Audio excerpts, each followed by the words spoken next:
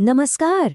कभी सोचा है एक ऐसी किताब के बारे में जो लिखी तो गई थी करीब 500 साल पहले, लेकिन आज भी करोड़ों लोगों के दिलों में बसती है, उन्हें रास्ता दिखाती है। जी हाँ, बात हो रही है गोस्वामी तुलसीदास जी के महाकाव्य श्री रामचरितमानस की।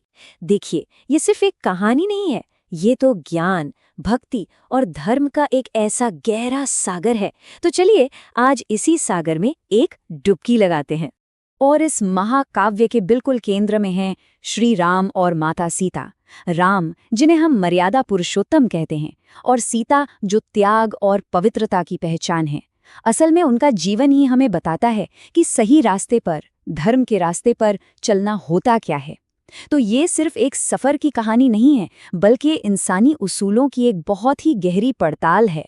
तो सवाल ये उठता है कि आखिर 16वीं सदी के इस ग्रंथ में ऐसा क्या है, ऐसी कौन सी बात है जो इसे आज भी, इतने सालों बाद भी हर किसी के लिए इतनी जरूरी और पूजनीय बनाती है।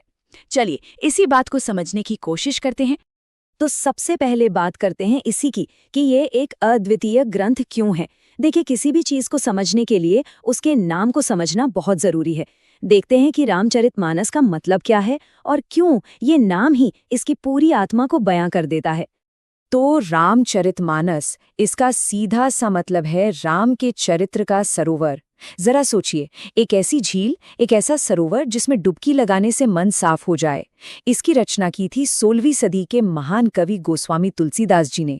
और जानते हैं, उन्होंने एक बहुत बड़ा काम किया।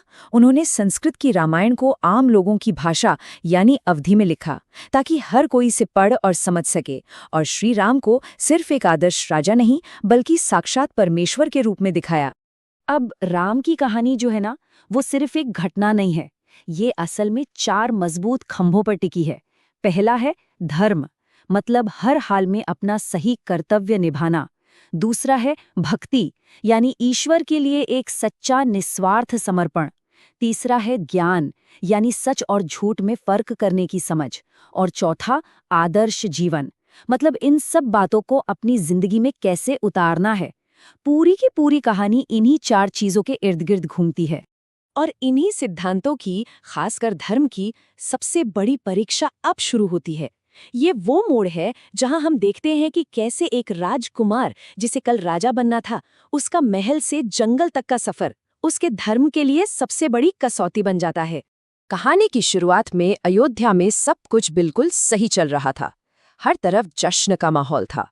अयोध्या के सबसे प्यारे राजकुमार श्री राम का राजतिलक होने वाला था, और पूरी प्रजा अपने होने वाले राजा का इंतजार कर रही थी।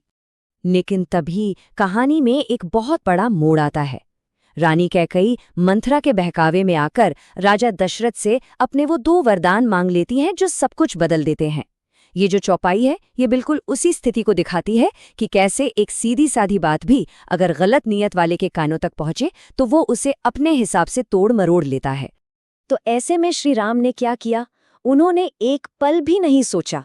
राज सिंहासन को छोड़कर अपने पिता के वचन को निभाने के लिए 14 साल का वनवास स्वीकार कर लिया।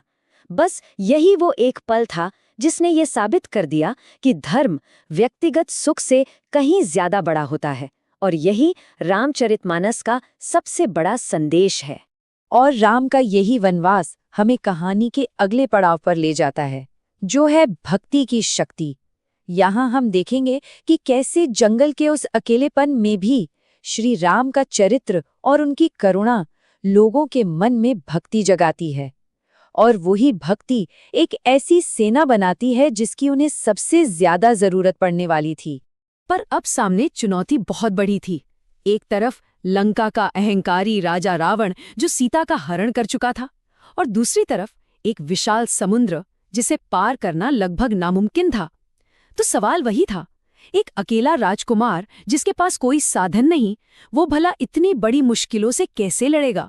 इसका जवाब अकेलेपन में नहीं, बल्कि साथ में था, भक्ति में था। श्री राम की असली ताकत कोई हथियार नहीं थे, बल्कि उनके गुण थे, उनकी करुणा थी, जिसने सुग्रीव और उनकी वानर सेना को, रावण के अपने भाई विभीषण को और परम भक्त हनुमान को उनकी तरफ खींच लिया। ये सब किसी लालच या डर से नहीं, सिर्फ भक्ति की एक डोर से राम से जुड़ गए थे। और भक्ति की ताकत कितनी हो सकती है, इसका सबसे बड़ा उदाहरण शायद ये प्रसिद्ध दोहा है। दुनिया जानती है कि मरा मरा, जो कि राम का उल्टा नाम है, उसे जपते जपते भी एक डाकू रत्नाकर महर्षि वाल्मीकि बन गए और उन्हें ब्रह्म का ज्ञान मिल गया। मतलब अगर श्रद्धा सच्ची हो तो ईश्वर का नाम किसी की भी जिंदगी बदल सकता है। और भक्ति की इसी ताकत के साथ कहानी अपने आखिरी और सबसे अहम मोड़ पर पहुंचती है, सत्य की विजय। ये सिर्फ दो सेनाओं की लड़ाई नहीं थी, ये अच्छाई और बुराई के बीच एक बहुत बड़ा युद्ध था, जिसका मकसद था धर्म को फिर से स्थापित करना। देखिए, ये युद्ध दो लोगों का था ही नहीं, ये तो दो अलग अलग सोच का था। एक तरफ थे राम, यानी विनम्रता, करुणा और धर्म, और दूसरी तरफ था रावण, यानी अहंकार, लालच और अधर्म। ये हथियारों की नहीं बल्कि उसूलों की लड़ाई थी। और जब ऐसी लड़ाई होती है तो नतीजा हमेशा एक ही होता है, बुराई पर अच्छाई की जीत, अधर्म पर धर्म की जीत। रावण का मारा जाना और सीता का वापस आना, ये सिर्फ राम की निजी जीत नहीं थी, बल्कि ये तो सृष्टि में न्याय और संतुलन की वापसी थी। और आखिर में 14 साल बाद श्री राम की अयोध्या में शानदार वापसी होती है, उनका राज्याभिषेक होता है और इसी के साथ स्थापना होती है राम राज्य की। राम राज्य यानी एक ऐसा आदर्श राज जहां हर कोई सुखी हो, जहां न्याय हो, शांति हो और समृद्धि हो। ये तस्वीर उसी आदर्श को दिखाती है। तो जाते जाते एक सवाल हम सबके लिए है कि आज के इस दौर में एक आदर्श दुनिया, एक राम राज्य का मतलब क्या हो सकता है? ये एक ऐसा सवाल है जिसका जवाब शायद हम सभी को अपनी जिंदगी में, अपने कामों में और अपनी सोच में ढूंढना है।